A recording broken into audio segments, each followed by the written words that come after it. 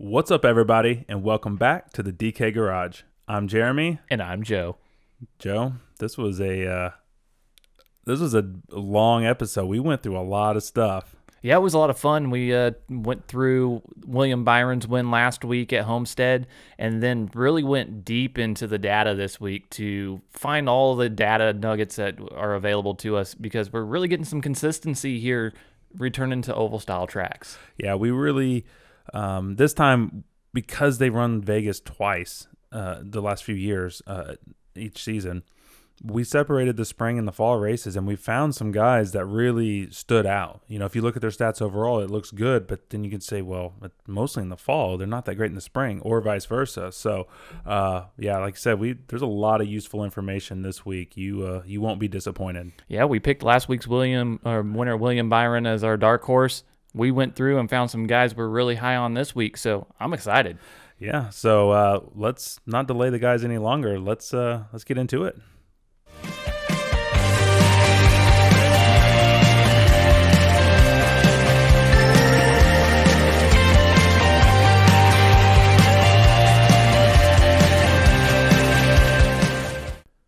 Well, that was a fun race. Yeah, it was exciting from the get-go. Yeah, I was a little nervous, I'm not going to lie. A couple guys we weren't quite as high on in our last podcast. They really were out front dominating. And one guy in particular that I don't think anybody expected, Chris Buescher. Yeah, Chris Buescher got out front and led quite a few laps. I can't remember right off the top of my head how many he led. He led 57 laps. That's quite a few, and he didn't have, ultimately, I don't think, a great finish position-wise. Ended up negative PD there, but he had quite a few points because he led so many laps. Yeah. So we, with our guys that we were picking up front, we had a little bit different approach this past week at Homestead, but for the most part, we were both on, guys like Willie B and Matt Benedetto, and who was the other guy starting back there that we really liked? Everybody's chalk play was Tyler Reddick. Yes, Tyler Reddick, and he was super disappointing almost the entire race until, of course, the very end, and then he got second. At the end, everything kind of started playing out how we anticipated it would, but unfortunately, there were some guys that didn't get up there till later and didn't lead any laps that made them a little bit less relevant. Kyle Busch, for instance, right. Huge disappointment. But yeah, he got a top 10. He finished 10th, so that's 14 place differential, but 0 fast laps, 0 laps led, and he was the most expensive guy on the slate. And that's what you're looking for whenever you're paying up for somebody like that, is for them to be able to lead those laps and get those potential performance points. Yep. One guy that we were both pretty high on who really didn't disappoint, Kyle Larson, finished 4th, started 17th, and he had 18 fast laps and 5 fast laps led. Wish he would have done some more leading because he was still a little expensive. Not the best value, but still helped me cash quite a few lineups. Yeah, he was a nice guy to have in your lineup. He was the 4th most expensive, like you mentioned earlier, at 10.7. So it was a price tag that you would expect, especially with his experience there, to lead more laps. But unfortunately, it just didn't quite pay off 100%. And someone that we touched on that we were like, he's really good here, but didn't think he would quite pay off his salary. He exceeded our expectations, but he really shouldn't have. Truex, he got up front. He didn't. Well, he got. He finished 3rd, 28 fastest laps, and he had 37 laps led. He definitely paid off that salary, or at least was valuable enough in your lineups to hit green. Yeah, with that amount of laps led and then having that positive place differential, it definitely lent into him being able to have a nice payday and was essential to cashing some of those lineups. Yeah. Now, I am trying to find one of our favorite plays, and he's so far down, I can't even find him, and that is Mr. Joey Logano. There he is. He was up front. He did lead 12 laps. He had 8 fastest laps. He was not the most dominant car. He was behind Chris Buescher, and he was also behind Brad Kay for a while. But you're like, okay, he can still pay off his value, whatnot. He wasn't, overly priced and whatnot. And then he dropped like a rock. Yeah, and unfortunately, he's had great races this year, and he didn't get a good finish here again. So it's hard, but there's a lot of stuff that's aligning for him potentially this week. Yeah.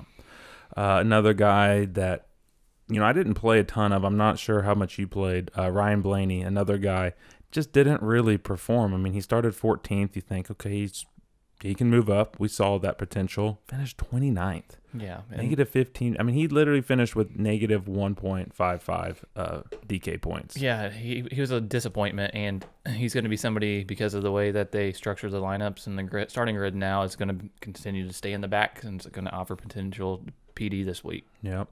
The guy I picked to win preseason, Hamlin, was not worth playing in any lineups. I didn't have a ton, but still, I mean, he almost had 23 points total, and he started on the pole. Just what do you think the deal was with Hamlin at his kind of a track? I mean, he's really good at Homestead. Yeah, I'm not 100% sure. It's not what we're accustomed to seeing. I don't know if he's juggling so many things right now with the new race team involved that he's part owner of. If he's trying to wear too many hats, could be. And to be fair, he did start at the tail end of the field because of the how they had to change because they failed inspection or whatever. Yeah, I think I'm just overcomplicating it for sure. But you have to think about that whenever there's another, I guess, hat added to the mix. Whenever you're sitting there looking at somebody with Danny Hamlin who's known to be a winner, we want to see wins early. Yeah. Ultimately, Brad was still pretty good. Like I said, he did lead 47 laps. He had 28 fastest laps. He did have negative 9 PD, finished 16th, but 42.3 points. That's not great. Probably good enough to cash. But I was glad to see him fade back because I did not have any of him in my lineup. Yeah, me either. Somebody I know we had quite a bit. I know I had a lot. William Byron. Yep. Isn't that awesome? He led 102 laps and just looked like he belonged up front the entire day. Yep, had 33 fastest laps, and because he started 31st, he had a ton of PD. Yeah, he was somebody we liked. We talked about quite a bit leading up to the race in our podcast last week, and it wasn't because all of his numbers were excellent. Yeah. We talked about it where he's showed progress here. He developed very quickly. We're expecting him this year to do a lot more than just win this one race. Oh, yeah, and the way he's run so far this year and obviously last week, it makes me like him even more. Mm-hmm. I didn't actually pick him to win a race, but I expected him to get, quite a few top fives and definitely a lot of top tens, and he's on pace for that. He looked good, and we were, before we put out our dark horse pick, we kind of discussed it. There was a few guys that we were kind of tossing around, but because like you said, he's not like he wasn't standing out on the stats beforehand, but just one of those things, like you mentioned, the progress, what we've seen the past 10, 20 races. It's not like how he's raced prior to that. Yeah, and you mentioned when we were discussing the dark horse pick, we talked about other drivers, and we selected William Byron to win that race because of the potential value that was there. We just saw how he could, based on some of the other stuff that we were looking at throughout the week, we felt confident with that, and ultimately it paid off in a win. Yeah. I was honestly not expecting a win. I was very hopeful for a top 5 and possibly a top 3. There's so many good guys at Homestead, Kyle Larson. I thought Logano was obviously going to be stronger, Harvick, things like that. It didn't work out for them, but Willie B made it work out. And it's so rewarding to get a win early in the season like that for us, because we know that our time and our data mining and everything we're doing is for something. Yeah. I mean, he had 115 points to second place to 75 points. And 75 points is still a lot for DraftKings. That's still a really good day. But, man, you had to have William Byron in your lineup to really win any significant money. And we were over him pretty good. Yeah, so I was excited to see him get that win. It solidifies that we were on the right track, just being able to dial in on some of these younger guys that we could see some more new winners, first-time winners, guys that we're not used to seeing in the field. We've talked about some of the parity this year maybe being lending itself to be available to some of these guys getting a win. You mentioned parity. Chris Buescher, we already talked about him, but even his teammate Ryan Newman, he didn't get up there, didn't lead any laps, but he finished in the top 10, I believe. And Michael McDowell again. Yeah. Look at that guy. He's the only guy, I'm pretty sure he's the only guy who's finished all 3 races this year in the top 10. Yeah, and it's just crazy to think that this wasn't even topic of conversation that we thought would be here when we're 4 weeks into it. Makes it difficult because at this point, I think everyone's kind of expecting that pullback from McDowell and pullback from some of these other teams that have performed better than they traditionally do. I think at some point it will happen, but when? Mm-hmm. I mean, is it going to continue for another few weeks? I mean, well, this week we're going to Las Vegas Motor Speedway, and it is another 1.5 miles that's very similar to where we were last week. So that's why I'm thinking we could see another winner.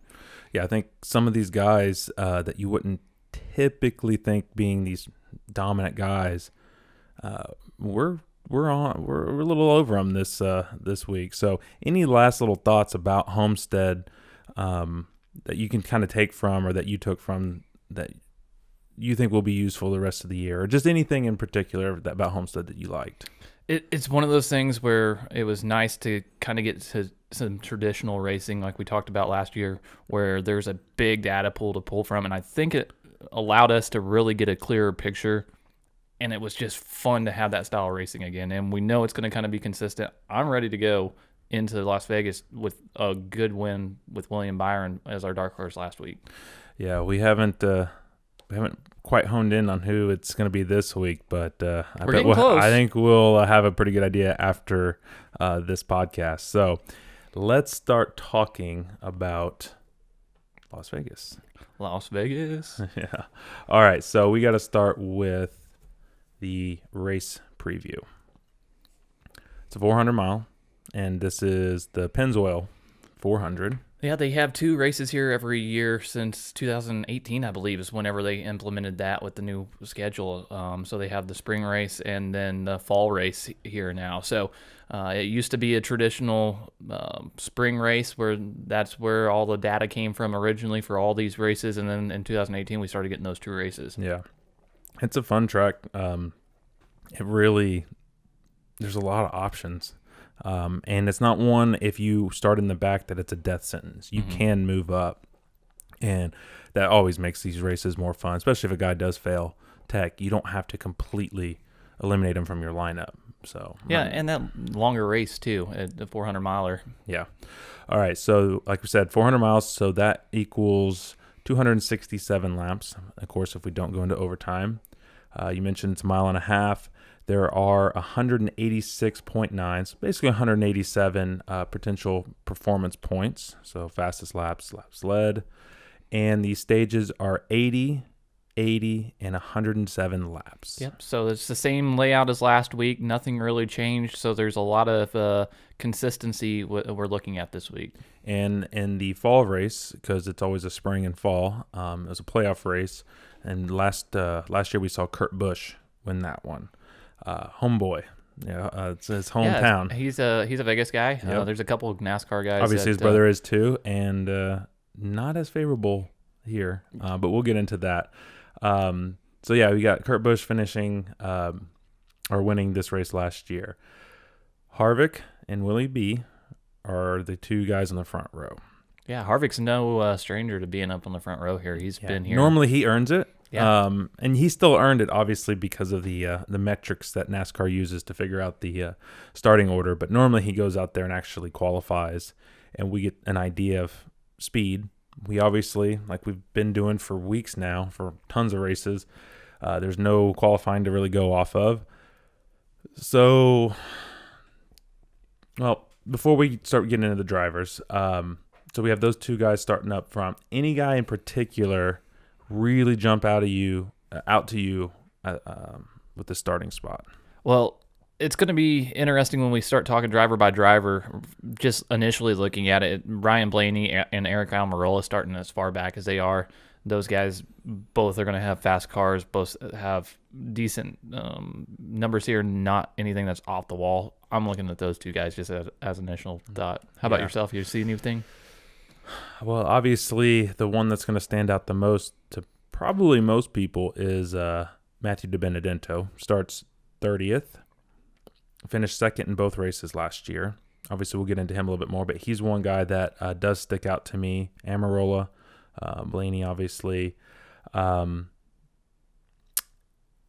Stenhouse, he's got some PD upside.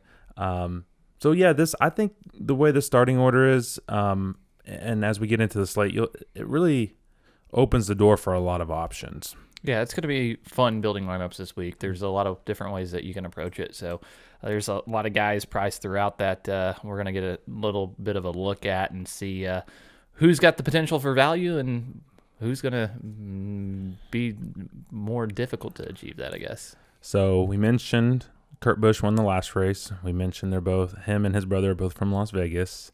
For the second week in a row, Kyle Busch is the most expensive driver.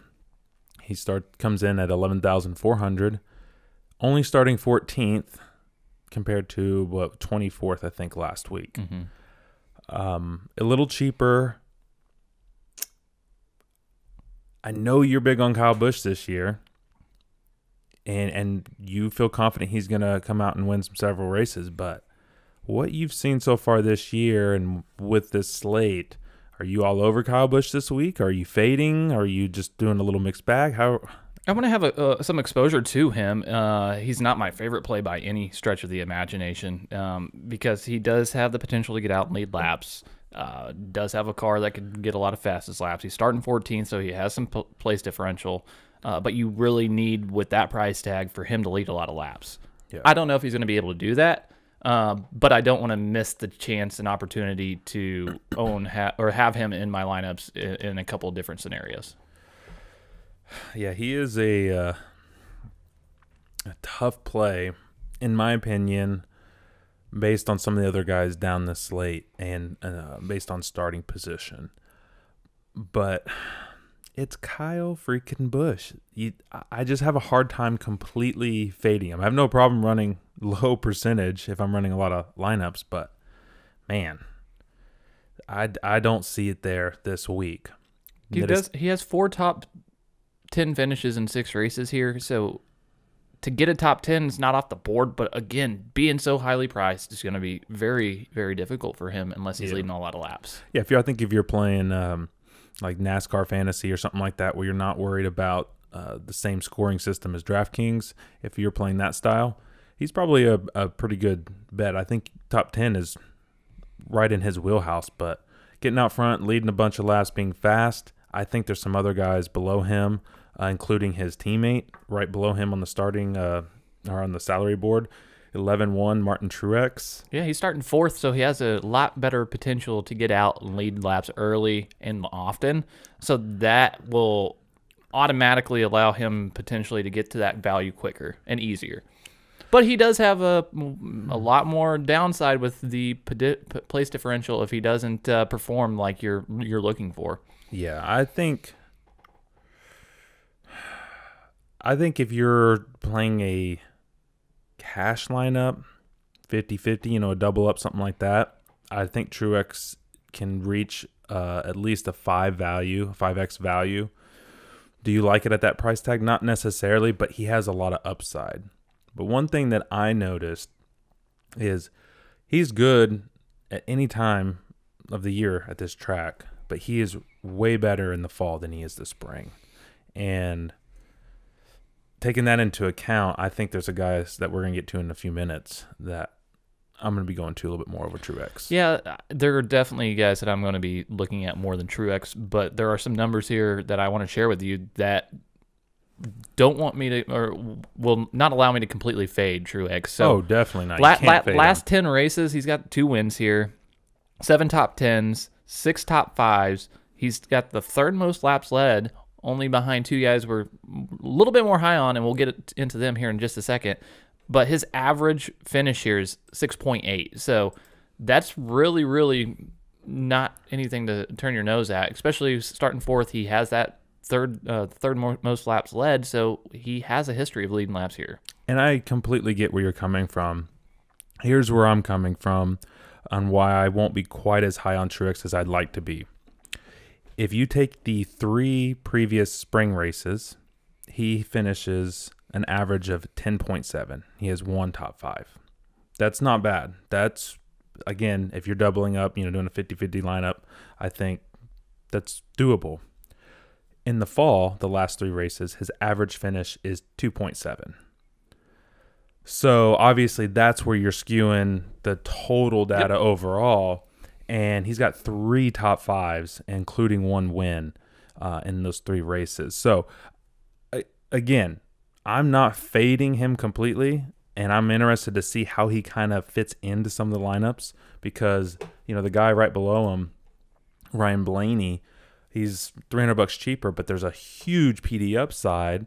But if he has another Blaney-type day like he did last week, Truex might be that pivot guy, the guy that we didn't particularly feel too high on at Homestead. Maybe you shift him that way, but I personally will be going a little bit some of these guys below him. Yeah, and you just mentioned Blaney. He's the next guy on the list and somebody that I think a lot of people are going to look at starting 26th. He has that place differential upside. He has decent history here. But he's had a little bit more success in the fall races compared to Truex that had it in the spring, or I guess more in line. Yeah, it's about the same, yeah. Yeah, in line with what Truex had. So it's one of those things where you have to really take a step back and look at the value potential. He is going to, if he has a good day and has the place differential that he needs, he'll do it. But he doesn't have a lot of history leading laps here. So that's one thing that I am a little leery of having too much overexposure to Ryan Blaney. Yeah, so just to kind of piggyback off what you just said. So the last 3 fall races, Ryan Blaney's average finish is 5.7. And in the spring, his average finish is 12.7. Mm-hmm. If he finishes 12th or 13th, starting where he's at, that's still good. Yeah. And he doesn't have to do... I'm sure if he's finishing there, he's going to get some fastest laps. And we know he can get around this track.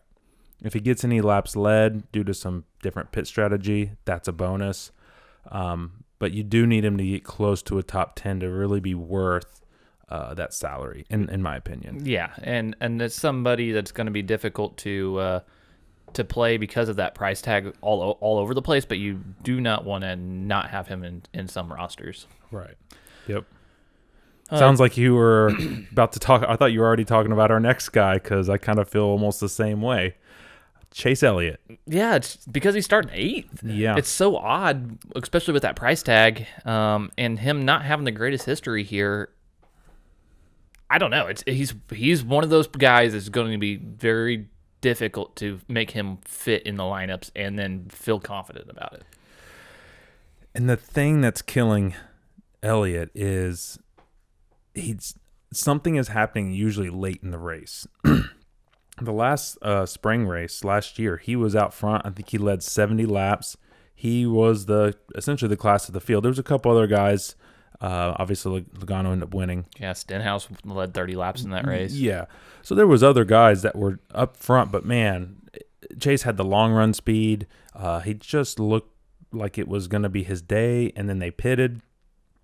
Valve stem broke or something, I think, on the pit stop. Whatever. He ended up having a flat tire and wrecked.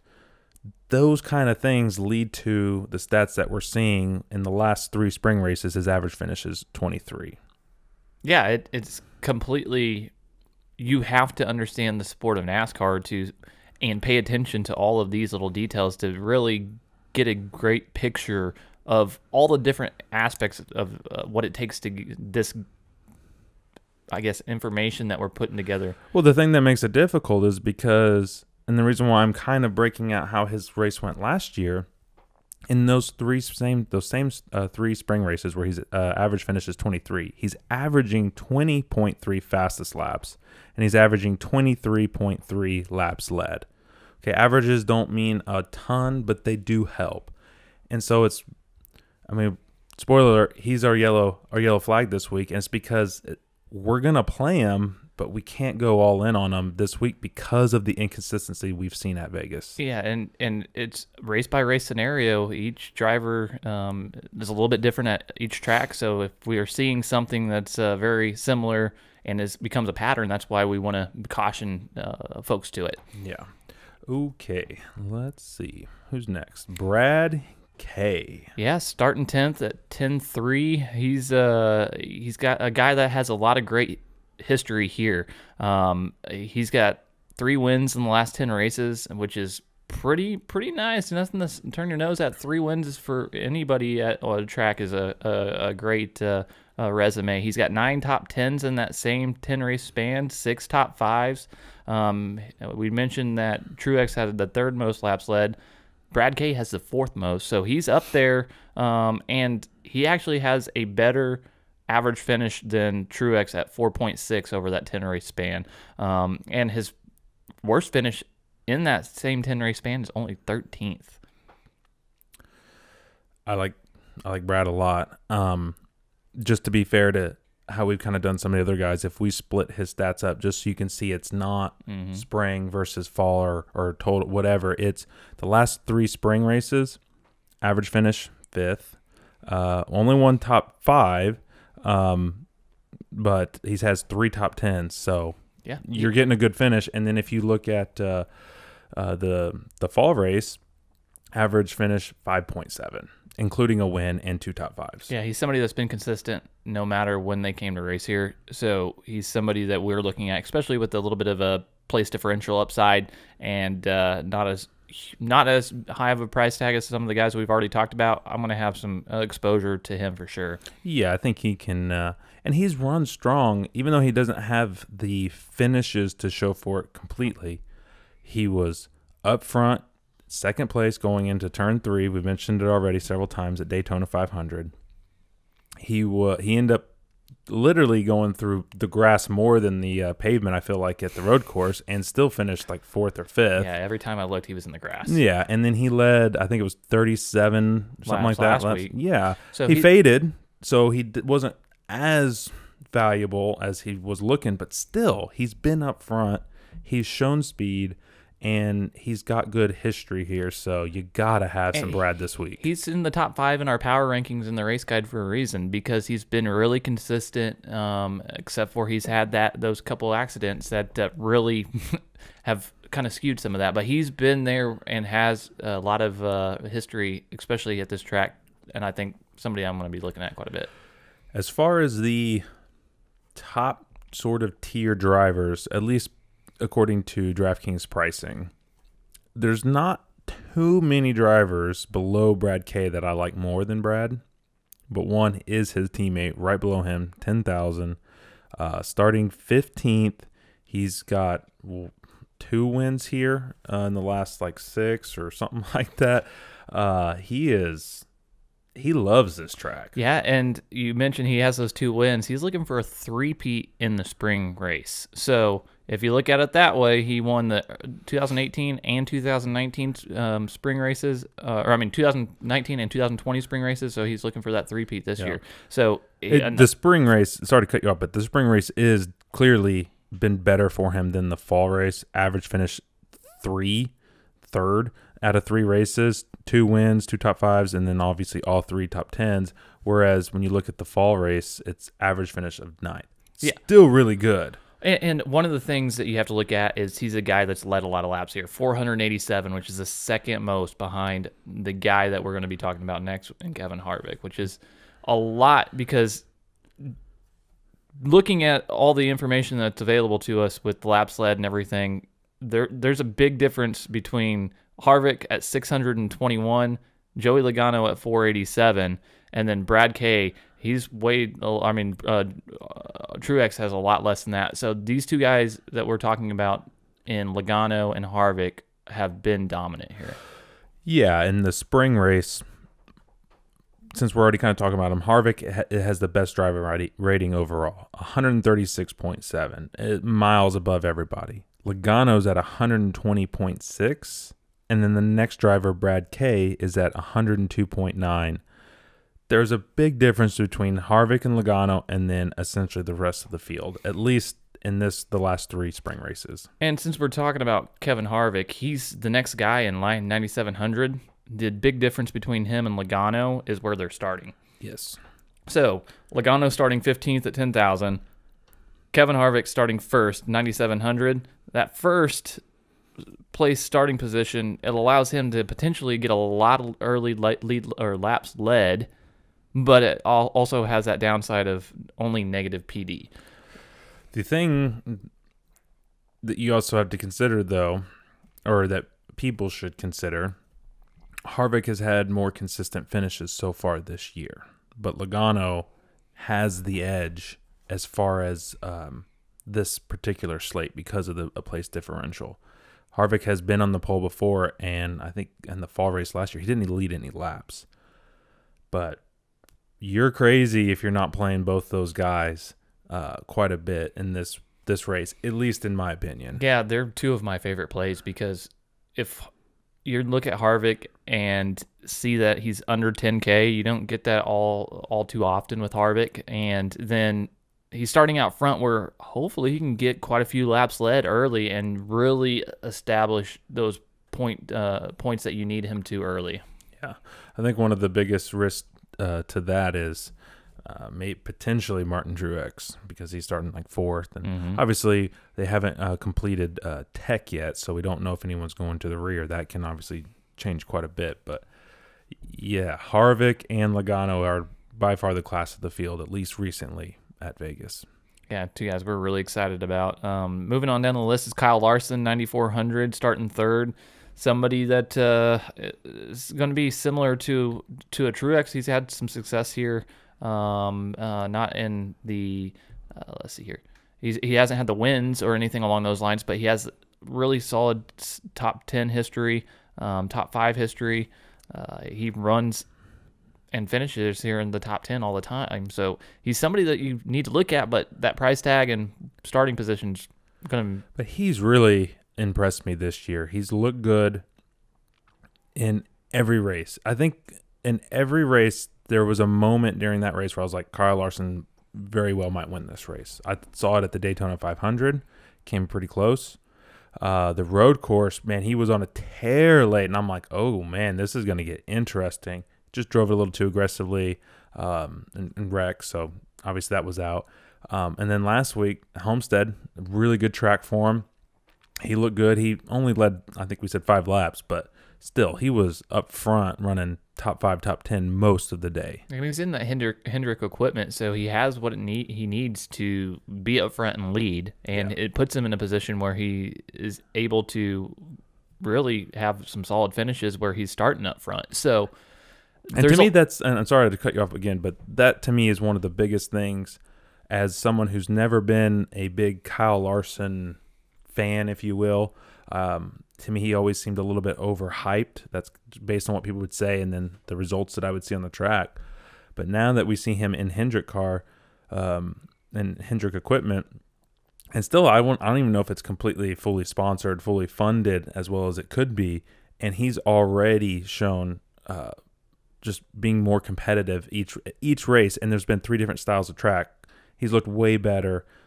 I start to understand the difference between the equipment between Ganassi and Hendrick. Yeah, and he's had success here, so somebody I'm going to take a look at, not somebody I'm going to have too much exposure to. He was the 2017 Xfinity winner here, so he has success. So somebody I'm looking at, but I know based on that price range, there's some other guys I'm really going to target a little bit more. Let's see here. Denny Hamlin next, 9,200, starting 6th. What are your thoughts? It's Hamlin, so you kind of have to consider him almost every week. Whether you play him every week, that's a different story, but you have to consider him because he's talented enough to win at almost any venue, especially if they get that car dialed in right. He's in a good starting spot. It's a little bit of PD upside. We know he can lead laps. He's got, like I said, he's got that kind of a talent, but this is not one of those tracks where you say, "Oh, Denny Hamlin really comes out on the stat sheet." He really doesn't. No, he's really blends in. If you look at it at the data, he doesn't pop in really any major category. If anything, you're really surprised where he's at in most of it. His average finish here is 15.7 over the last 6, and his best finish in that time span has been 3rd, his only top 5. So very difficult to roster him with that price tag. Not a lot of PD upside where you see that he has negative place differential over the span of things. It's not a good look on Hamlin. Yeah, if you look at the last 3 spring races for Hamlin, he ranks out as the 13th best driver sorted by driver rating. Yeah, that's not good. Average PD in those same 3 races is negative 6.3. So, yeah, it's a tough play. It might be a good pivot play because I think a lot of other guys will see the similar stats, obviously. So maybe they don't play him. He's a great contrarian GPP target. Yeah. I don't think he'll be super high owned, but if he hits, you hit. Yeah. Matty D. So Yes. this is one of your favorite plays, 9,000. It starting 30th. should be my favorite play.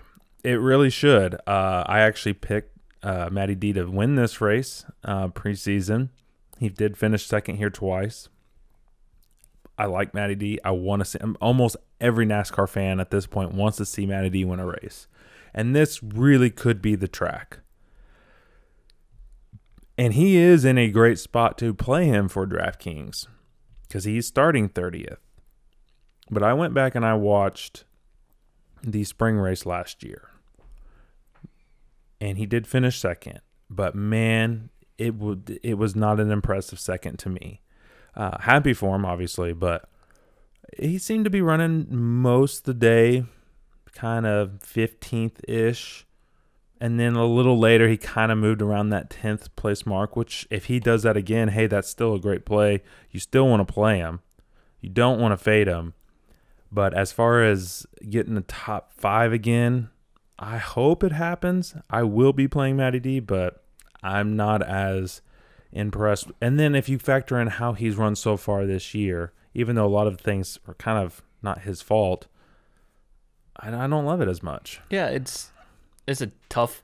It's a shoe in. You've got to have him in your lineups, but feeling 100% confident is not the case because of, like you just pointed out, the performance over the year, and then the 2 second place finishes last year. Strategy was very heavily involved there, which, hey, it's NASCAR and that's part of it, and that's one of the things we have to consider when we're making this. So there's no stretch of the imagination he's getting a top 10, but yeah, I mean, and I hate to say this because in almost any other circumstances I wouldn't say this, but I almost feel a little bit more comfortable with some of the way things have happened so far this year. Playing a guy we will talk more about in a minute, but Amarola starting 28th. They're almost the same. He is cheaper. I almost feel like he's a better play. I don't want to get too far ahead of ourselves because we're skipping Alex Bowman, but yeah, I'll be playing Matty D. I know you will. I know a lot of people will.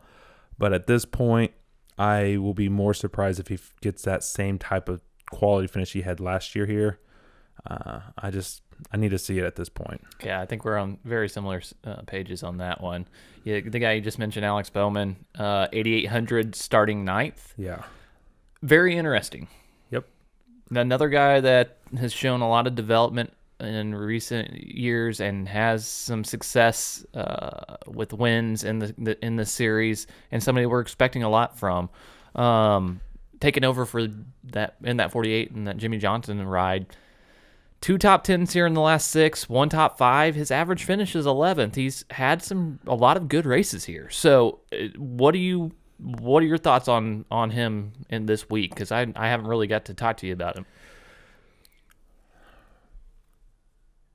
Alex Bowman is a little better in the fall compared to the spring. His stats show that. But he's also looked really good this year. The 48s look good overall. The team, everything seems to be humming along. I do think this is a track he could surprise some people at. I was bummed because last week we were on Bowman. We liked him. I don't know exactly how your lineups ended up, but overall I did swap out some Bowman late because he got sent to the rear.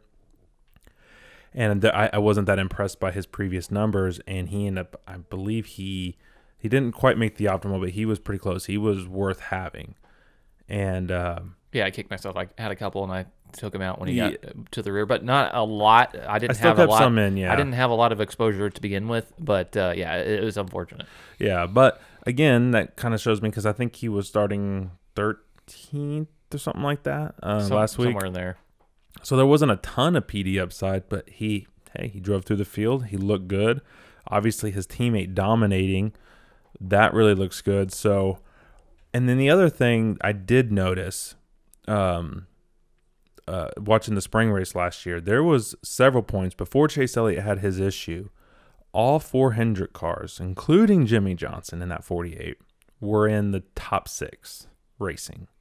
And they looked like they were racing each other, and had they just formed in a line, they probably would have just passed everybody else. Yeah. Hendrick, I do expect some good things out of Hendrick. All the Hendrick drivers, will they all finish really good? No, I'm sure someone's going to have some trouble, so you don't want to go all in on one particular one, but maybe Chase, maybe that's the one you kind of lay off of just a little bit due to the price tag. But I will definitely have some Bowman. I do like him. I like his teammate too. We'll talk about him in a minute, but not a high percentage lineup use in my opinion, but you got to have some exposure. Yeah, he's somebody that is a good contrarian GPP play because there's somebody, he's not going to be highly owned. He's going to be overlooked stuck right between Matty D and Eric Almirola. And with Denny Hamlin, just a couple $100 more, $400 more, people will be playing that card. So he's going to be somebody that you can target and be different in tournament plays. Even William Byron, I mean, he's quite a bit cheaper and obviously doesn't offer the same PD upside, although he has more upside to potentially lead laps. I feel like you're kind of right. Like all of those guys look a little bit more attractive to play and fit in your lineups. So if you are looking for a little contrarian play, Alex Bowman is no slouch. Yeah, no, he's somebody you should feel good going into the race if you decide to roster him. Yeah, in a tournament scenario, he's somebody that you should feel confident. If you're playing cash games, he's not somebody I'm advising that you. Somebody that I never feel confident in playing, but we mentioned him already, and he will end up in probably several of my lineups, like most people. Eric Almirola. Yeah, he's surprisingly got 3 top 10s in the last 6 races here. He's somebody that has some performance history. He's only got 3 laps led, but with where he's starting, his price tag, everything really aligns for him to have a great opportunity to reach value. Yeah, you don't need him to do too much. You just need a solid finish, and he pays off that price tag. And he allows you to fit some higher price guys in without sacrificing too much and having to get that dumpster dive play. Exactly, and I'm not really looking to do a lot of dumpster diving this week. I really want to utilize guys in these mid tiers and try to get as much potential value out of that. There'll be some guys we'll talk about down in the basement, but there's not very many guys that are worth it. So we really want to utilize every dollar that we can in this middle tier to be able to hit that optimal value. And to be fair, just so people know, we're not just playing this PD play. I mean, you mentioned a couple of his stats, but in the last 3 spring races, he's the 10th highest driver rating driver. That's good. Average PD positive 10. You mentioned a couple top 10s and whatnot. He's solid. Yeah, he's solid. He really is solid here. And if you give him his average finish of 10th, where he starts at being a 28th, if he gets that 10th place finish, he reaches 6x value easily. Yeah. So he's somebody that you want to take an extra long look at and potentially have a little bit more exposure than some of these other guys. The biggest downside to someone like Almirola starting that far back is he's gonna get racy with guys trying to make his way up to the front. That's what you do. He's got the equipment to do it. Does he run into some people. Some people run into him. Does he get a little damage early? Does he cut a tire early? It's anything can happen at any point on the track, up front, in the middle, at the end, but it's way more dangerous when you're sort of that mid to rear end. A lot of things happen. There's a lot that can go wrong. So that's the biggest drawback. His biggest positive is also his biggest drawback. And if you watched any of the previous races here, and if you watch NASCAR at any extended point of time, you'll see that it doesn't take a whole bunch of bumping and banging to create a tire rub and then create a quick issue on the track where you're either pitting and get a couple laps behind because it's such a short track, or you end up cutting the tire completely and spinning around and ruin your day like Chase Elliott after leading 70 laps. So there's a lot of things that could play into it, and that's why we're here saying, even though we're all over this guy, there's still a lot of scenarios that we want to advise you about that could play out. Yeah. Okay. Especially starting that far back. Yeah. But again, don't completely fade him. A guy that's going to be a little tough but exciting to play, our former dark horse from last week, William Byron, 8,300. He does start second, but he has also, like I mentioned with the Hendrick cars here, they look good. They've looked good. Are you going to be on them again this week? You dropping them back a little bit? What's your strategy? Well, I think a lot of people, seeing that he's starting second on the front row, will see that he has potential again to lead a lot of laps. And with him being there cheaper than Harvick, it's enticing. He does have a little bit of success here, but I think a lot of people, if they're playing him, are basically playing him because they missed out last week. So I think a lot of people had him FOMO? last week. Yeah. You're saying that people are going to FOMO into William Byron? Or they just want to see him win again because he's starting up at the top. So NASCAR is so difficult to win. So I was thinking about this. So just to briefly kind of shift topics. We've had 3 unique winners. Obviously, McDowell's never won before. Christopher Bell's never won before. And William Byron had won one race before. Out of these 3 drivers, in your opinion, who is the most likely to be the next of those 3, like to win a race again? Or if one were to do it? I mean, let's say, obviously, everyone would love to see McDowell win again. That'd be kind of a crazy thing. Most likely it's not going to happen. It could. But I would say it probably comes down to Christopher Bell and William Byron. What would you do in that situation? Or who would you pick? That's so tough. I would probably lean William Byron just because experience.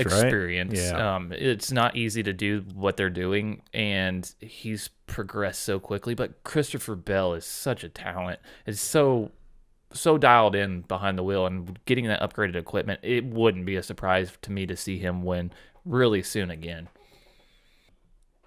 Okay, 8,100, starting 7th. The most recent winner here, Kurt Busch. Yeah, 100% owned? Is that what we're doing here? No, I wish he wasn't starting 7th. Yeah. It's just such an awkward place to be. His price tag's right there.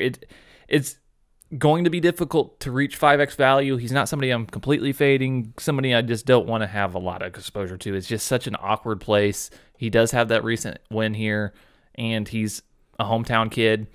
So it wouldn't be surprising to see him have some success, but I just find it a tough spot. Even if you include the win from the most recent race, in this fall last 3, he's averaging a 20.3 finish, and in the spring last 3, he's averaging a 21.7. But he does have one top 5 in that time frame. So in the spring, if he hits, he hits. We know he can do it, but it's a tough spot, I think. I think it's, like you said, he's starting a little too high up. Maybe a contrarian play and some GPPs, especially if you're doing a lot of lineups. Why not have some exposure to him? It's not like, look at Chris Buescher last week. No one really was expecting that from him. So he can definitely work out. He can really pay off. He's definitely a tournament play. He's not somebody I'm going to have in cash lineups. Yeah, he's his stats just don't, even with the win, and they just don't look great. Yeah, that's why I'm not too excited to roster him in very many scenarios. The next guy that we're looking at, though, Tyler Reddick, 7,900. Chalk last week. He's starting 11th because he did have a good finish. He's somebody that's interesting this week. He does have quite a bit of success here in his past. He won the race here and was the Xfinity champion in 2019, so he utilized this win to help catapult him to that championship that year.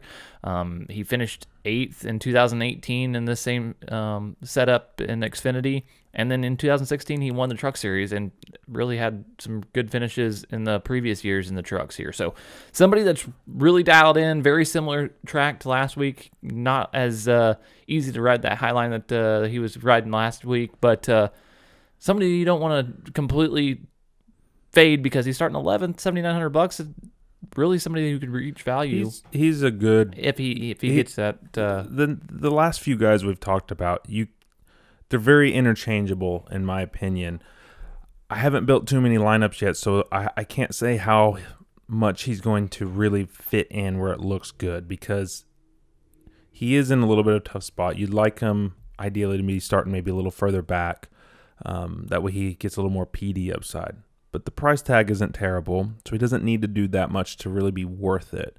I think kind of from, William Byron down to maybe Austin Dillon, all those guys are very similar plays as far as kind of upside. So once I start building it, then I'll kind of know how I truly feel about Reddick. I definitely don't hate it. It's not what I would ideally like to have seen. And somebody we just got done talking about briefly was Christopher Bell. He falls into place at $7,700, and he has a little bit better place differential potential, 16th. So he's already got a win. Yep. He has some fairly decent track history here. No wins, but has quite a few top fives, and just somebody that we're expecting to see some really good upside in. Right. So what are you thinking about this week? How do you view him? Well, he definitely disappointed me last week, but he was in a tough spot, so I didn't go too crazy on him. And he never led any laps. He just didn't look good, which was surprising. Obviously, because of that, he's got way better PD upside this week. I'm sure he will make his way into a few of my lineups because he does have the talent, and he has shown, besides last week, the road course and Daytona, he's looked good in those races. So I'm not overly hyped about him, but I know with his talent and how this slate looks, you got to play him some. Yeah, and these guys and these next couple guys are going to be a little bit. There's a lot of young guys in this little price range from 7,900. Yeah, 7,900 really down to 7,000, or even lower than that. That are very similar. So it's going to be difficult to make the right selection and have a decent exposure to the right mix. So looking after Christopher Bell, Austin Dillon, 7,600, starting 12th. He doesn't offer quite as much PD upside, but he has more experience, more recent experience here in the Cup car. He doesn't have the greatest finishes here, but he's not bad by any means. He finished 4th in this race last year, so he's got the potential to get up towards the top. What are your thoughts on Austin Dillon? I kind of reluctantly say this. I'm starting to not hate rostering Austin Dillon in my lineups. Oh, that's surprising. Yeah, because so he's growing more confident. He especially on mile and a halfs. Yeah, it seems like RCR in general. That package has really gotten a lot more dialed. Yeah, and I think they're working more with Hendrick now, sharing a little bit more information. I believe I'll probably get killed in the comments if I get this wrong, but I believe Hendrick and RCR are working together on the engine department now. So I know it's Hendrick and one of the other Chevy teams, but either way, he's looked really good. Obviously, he has that win at Texas on a mile and a half from last year.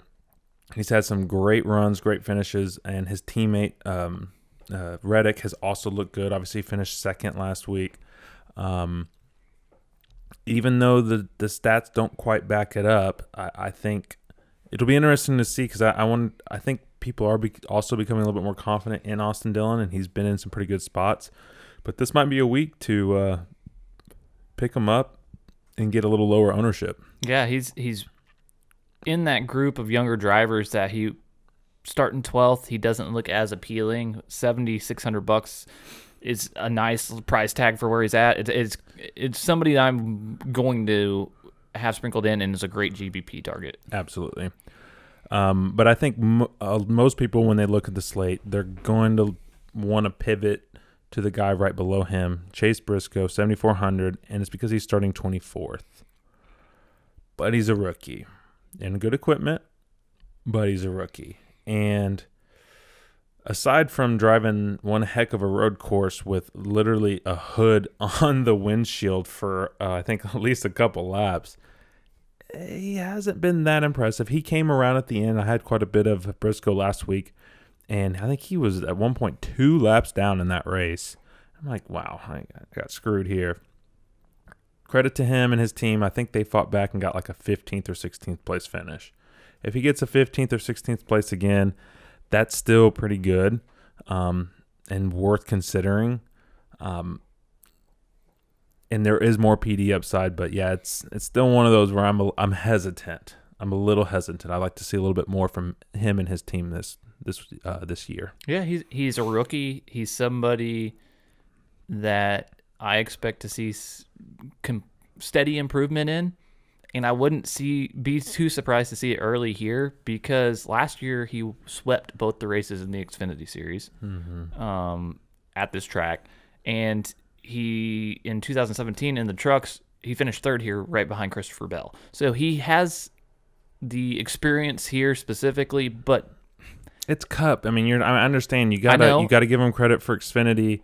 But there's definitely, the talent level competition is way different. I'm not saying he's coming out and winning, but starting as far back in the field, he's starting 24th. He's got so much upside, and he's got the experience here in other series to be able to take what he knows and to get around the track. I think he can apply it, and he gets a decent finish. I'm not saying he's going to be the winner. I don't think potentially, but getting a top 15 finish and having a handful of fastest laps, which he's capable of in that equipment, he's easily reaching 5X. GPP play. Wouldn't necessarily trust him in cash. I would go other places with cash. Again, I'll have him some, but there's other guys I do like a little bit more. One guy that is interesting. I'm going to have some exposure to him in cash. Really? Mm-hmm. Just because he's 24th and that price tag. Looking at Eric Jones in that equipment, I'm not seeing it on the same level as Briscoe. Chastain, he's driving Larson's. It's just going to be difficult. I like him. Oh, hey, I played him in some kind of cash games last week and it didn't quite pay off, and he was starting further back with better PD upside and a track that we also thought that he had good prior history at Homestead. So for me, it's just one of those where it's like I want to see a little bit more out of the team before I trust him. Look how long it's taken me to really trust Austin Dillon, and he's been in the Cup how long? So I like Briscoe. I think he's going to do good things in Cup this year and in the future, but he's still got the yellow stripes for a reason on his bumper, and we'll see what happens. I completely understand where you're coming from, but from a risk scenario, I think it's not that risky. Yeah. Ross Chastain is starting 21st. 7,300. He was in this race last spring, and he was driving Ryan Newman's car. It was the first race after the Ryan Newman wreck at Daytona 500. And if you look at the stats sheet, not that impressive. He didn't get quite the finish that he was wanting, obviously, but he was in the top 10 a few different times. He looked good. Different equipment, but I would say of similar status. If you kind of consider Roush versus Chip Ganassi, comparable. He's one of those guys. He is aggressive. We saw the heck of a block he threw on Matty D, which was really honestly not cool at Homestead, but we know he's aggressive. In my opinion, he's definitely a GPP play. I wouldn't trust him in cash. Maybe you feel differently, but I still think he's one of those pivots from guys like Briscoe and Eric Jones and maybe even Bubba Wallace, where more of the other players will probably be on those guys, and maybe you can get a nice low ownership and maybe pays off. Yeah, he's somebody that you could take that approach and it could really benefit you, because he did have some he looked really good here last year and had a little bit of that tire issue. Their tires are an issue here sometimes, so it's not anything that you can. It could have happened to anybody, is what I'm really getting. Oh yeah. At. So yeah. You can take a look at that. He is aggressive. He's somebody that where he's at on the starting grid, it has that place differential upside. So somebody I will have a decent bit of exposure to, but it's primarily in GPP plays. It's not a lot of cash games that I'll be playing him in or targeting him in. Yeah. How about the next guy on the slate? Eric Jones starting 29th at $7,100. Eric Jones is an interesting play this week. He's over there at Richard Petty now. He's an old school type driver in my opinion.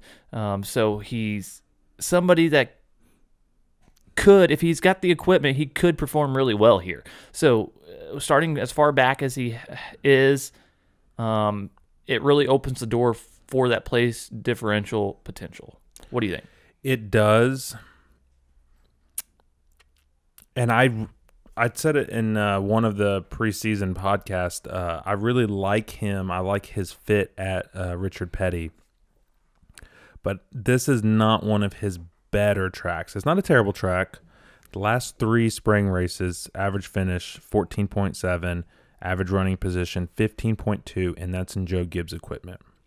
If you look at, and again, these are a little different drivers, so it's not 100% fair, but if you look at Bubba Wallace, who has been in the 43 the last few years, in the last 3 spring races, his average finish is 17.7, average running position is 22.9.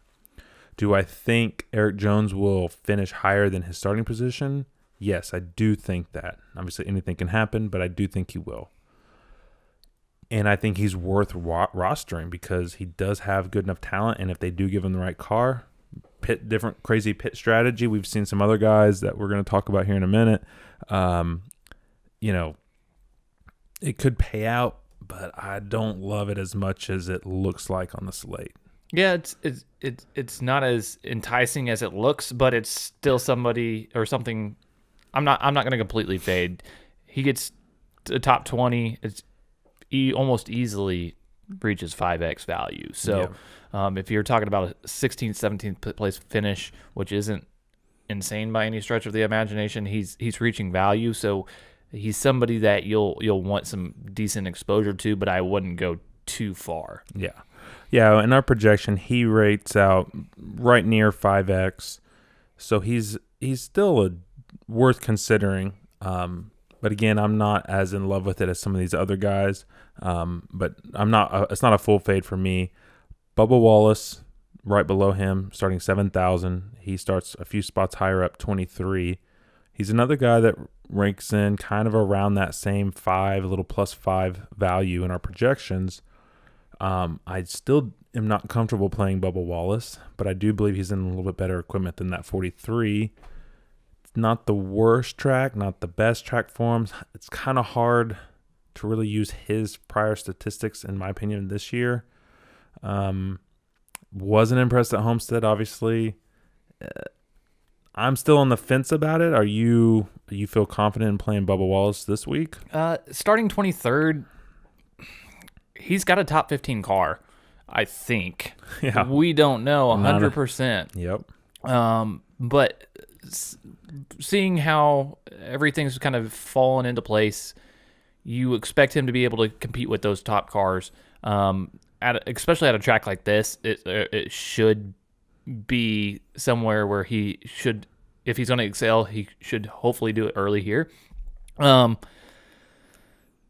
you look at the slate, Eric Jones 29th, right above him, 23rd. It's going to be difficult for me to roster him as much. He's somebody that you could have some exposure to in a GPP tournament scenario and feel confident in it, but not a cash game play. If you're planning on playing, even if you're playing, in my opinion, in some of these bigger tournaments, but you're only planning on building, 3 to 5 lineups, something like that, I would look elsewhere from Bubba Wallace. If you're building 20 or more lineups, I think you should have some Bubba Wallace, because he's probably going to have a little bit lower ownership than, again, some of the guys around him. I don't love it, but hey, he can pay off. He gets a top 10 somehow.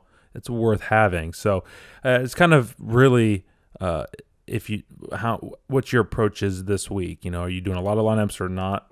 That's ultimate deciding factor, in my opinion. Yeah, and somebody I'm more excited to play, even though he doesn't have as much place differential as the guy below him, Ricky Stenhouse, $6,800. He does have a lot of recent success here in the spring race, more specifically than the fall race. So starting 17th, if he can get a top 10. I am reluctantly excited to play Ricky Stenhouse this week. Me and you are in the same boat, because he's very similar to Austin Dillon, where you were very hesitant to play him, and now you're confident in doing it. I've never been confident, and I absolutely hate rostering Ricky Stenhouse, because Ricky Stenhouse, as he's also known in the DFS community. Yeah, and I can't express how much I absolutely hate putting him in my lineups. But this week, I'm actually kind of excited about it, because I think it could be the key to winning some of these tournaments. And even having a little bit of exposure in the cash game, because he's at $6,800, he has that place differential upside. So, interesting play. Yeah. So we're starting to get down towards the area where there's not too many guys we need to talk about from here on out, but we will obviously hit a few, because you have to have these guys in your lineups to be successful. So you can't just ignore them. This is where a lot of players, especially new players, they want to just cram all the top guys in, which does make sense, but then you're left with the Garrett Smithlys and Joey Gases of the world, which, hey, I wish I was one of those guys driving around, but hey, they're not going to really pay off in your lineups. But a guy that really surprised us last week, Ryan Newman. Like I said, I think he got a top 10. I feel like is in a tough spot this week. Even though he did look good last week, 6,700, 13th. He doesn't have to do a lot to be still valuable. There are other guys around him that I would rather roster. Like I said, I'm not particularly high on Ryan Newman. Are you a little higher than maybe I am? If he was starting further back, I'd be all over Ryan Newman. Starting 13th is really a difficult place for him. He missed the race here last year, this specific race, the spring race, because of his injuries and the wreck at Daytona.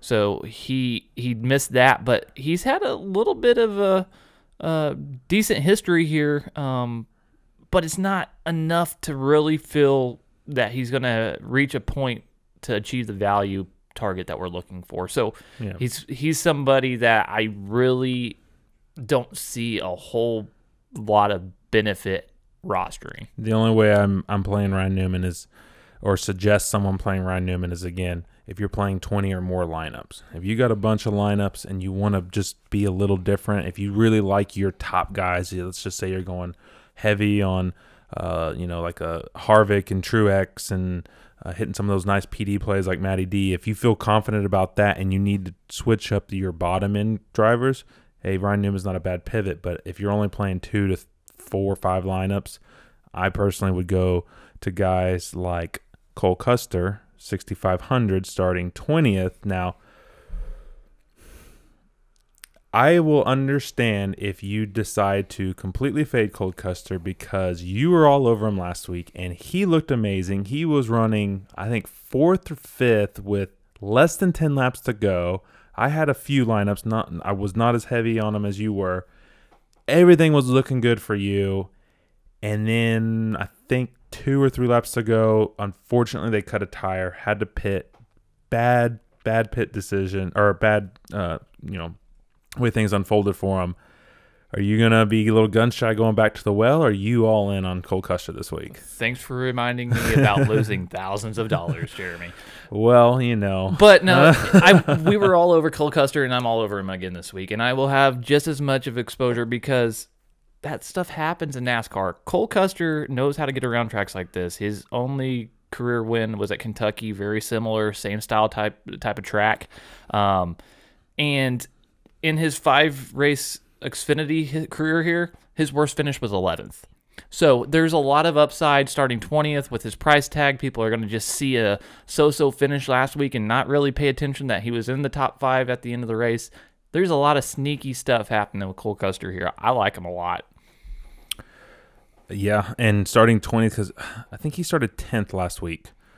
So it was a little tougher for me to really feel confident because there was a lot of really good PD plays. And that's why I was all over him. Exactly. So this week, seeing how well he has run, because he did struggle some last year. Obviously, rookie, can't put too much into it. But he has looked much better so far this year, even though his finishes may not always reflect that. You got to look at the races. You actually need to watch them if you really want to know what's going on because like I said, if you didn't know any better, you might have totally missed the fact that he was running top 5 very late in that race and looked like he was going to get a solid top 5, top 10 finish and be well worth the price tag, the money, the low ownership, everything. So, yeah, I will be using Cole Custer. Guy under the Cole Custer on the salary board is Chris Buescher, 6,400, starting 18th. He's somebody that's very interesting. I'm looking at because I know you pointed out he's led here before. Last year he led 10 laps, finished 9th.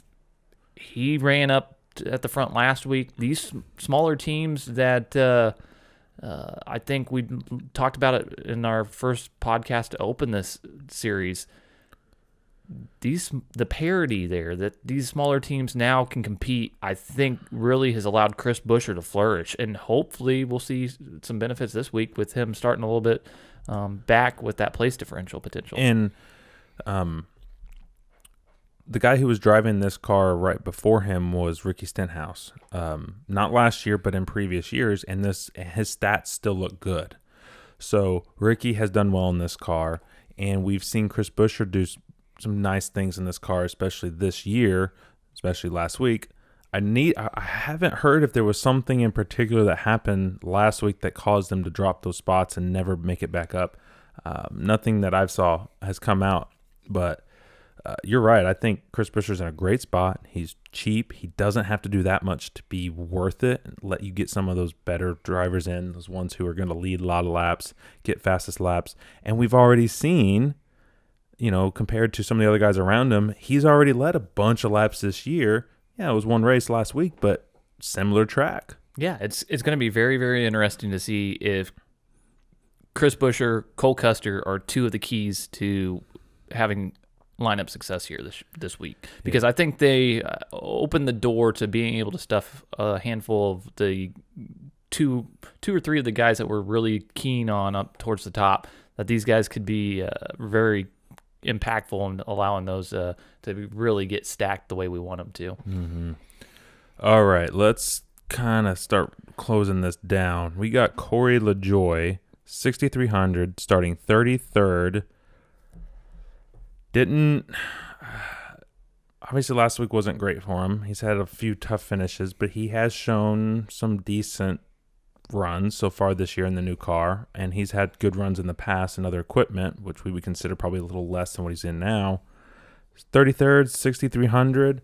I think that's where most people, when they start getting to this level, they're probably going to go here. They may go a few spots down, maybe Alfredo or something like that. But really, I think Corey LaJoie is going to be where a lot of people are going to target. Yeah, Corey LaJoie will most likely be the most owned driver in that lower tier. Him, along with Anthony Alfredo, most likely will just easily fit. Alfredo being a rookie is going to be challenging. There's not a lot in this lower tier that really stand out to me. Michael McDowell, 5th, $6,000. He's an interesting play if he's able to finish like he has. That's not something I'm excited about doing at all by any stretch of the imagination. It's just once you get down there, it just kind of gets dirty. Yeah.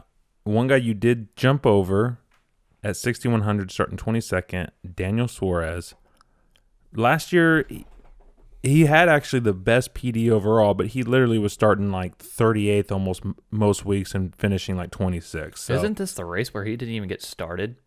No, that was Daytona. This was the first race, but he did have problems at the start where the engine, he had to get push started or something like that. They threw a caution on like lap 2 or something like that. No, I think it was lap 1. Yeah, they didn't even make it all the way around. It was not very pretty. But that was different equipment. He's actually looked pretty decent so far this year. I've been surprised. I didn't expect too much from this new team. It's a little tough because you're like 22nd, but even if he gets just a nice little top 20, he doesn't even have to get top 15 because of the price tag. Maybe to switch up your lineups a little bit.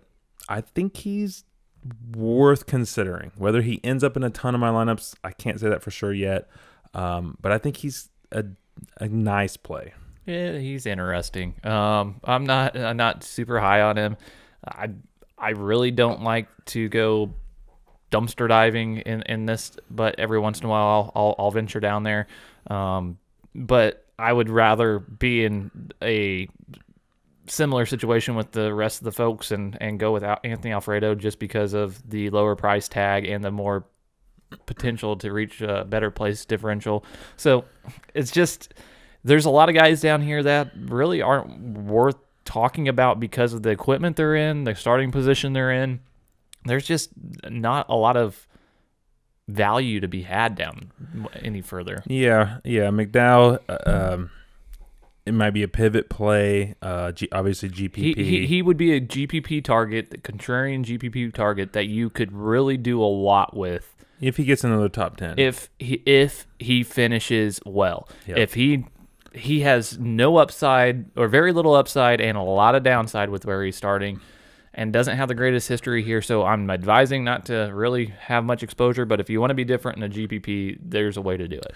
And I think we can say finally, Ryan Preece won't be one of our red flags because he's not starting so high. So he's one of those guys you could potentially do. He's had some nice races. By no means do I love this play, but again, if you're just trying to be a little different, maybe go a little cheaper than some of the guys we like more because you want to try to fit that extra guy in, you could look Ryan Preece's way. You could look Anthony Alfredo's way because he is starting 27th, so he's got a lot more PD upside, but I don't think he's got quite the same finishing position potential that Ryan Preece has. So they're very similar plays. Justin Haley, I don't know what we're going to see. And basically from there on out, it's like if you're going in this, pick whoever fits the nicest because none of these guys, in my opinion, really stand out to me. Sometimes these guys starting below 5,000 and even in the 5,000, sometimes you're like, hey, play this guy. He's good here. He's got a good upside. I don't see anybody this week. Yeah, there's nobody really below 5,400 or that $5,600 of Anthony Alfredo is really as low as I'm comfortable going, and I'm not even really comfortable going there. So I'm really feeling confident in that mid-range this week, and with some of the guys that we're really high on not being at the top 3, 4, 5 salary positions, it really opens the door to lineup construction this week, and I'm thoroughly excited about building some lineups. I'm excited too. I like the way everything is shaping up so far. I like the way our projections look. I feel good going into this week. I did well last week. We did well pretty much overall, but I'm excited. So with all that being said, is there anything else that you feel like we need to touch on before we put a bow tie on this episode? Well, I think if you want to continue to find ways to win, we release our dark horse pick and do a lot of different releases of information throughout the process leading up to the race. So I'm excited to get diving into it to get that information out to folks. Yeah. Well, I think that's I think that's a wrap on Las Vegas. Yeah, I'm excited to see how it shapes up. But we've talked about a lot of different drivers that stood out to us. We sum all of this information up in a nice, clean, visual, digital magazine, our race guide we work on all week, and really try to provide something a little bit more relative and not a spreadsheet just chocked full of numbers. We want to be able to pair this, stack this content that we're providing you here with the race guide, along with the race guide, to help you be more successful. Yeah. All right. With all that being said, please like and subscribe if you enjoyed this video. If you didn't, tell us why you didn't like it. We'd love to have some interaction with you folks. Tell us why you like it. We want to know. We want to just have conversations and interactions with all of our followers, and just be able to understand how we can provide better content to you as well. Yeah. So, yeah, like, subscribe, comment. If you are listening to the audio only, give us a follow on iTunes, Spotify, or if you're listening somewhere else, keep tags on us there. We'll have descriptions, or we'll have links in the description for our race guide, for all of our socials. All of our socials. If you have a question, if you're stuck on a driver or between two drivers, let us know. Hit us up on Twitter. Shoot us a message, a DM, or leave a comment in the YouTube comments. You know, we want to know. We want to help you guys out. So, with all that being said, man, good luck to your lineups. I'm excited for this week, and good luck to you guys.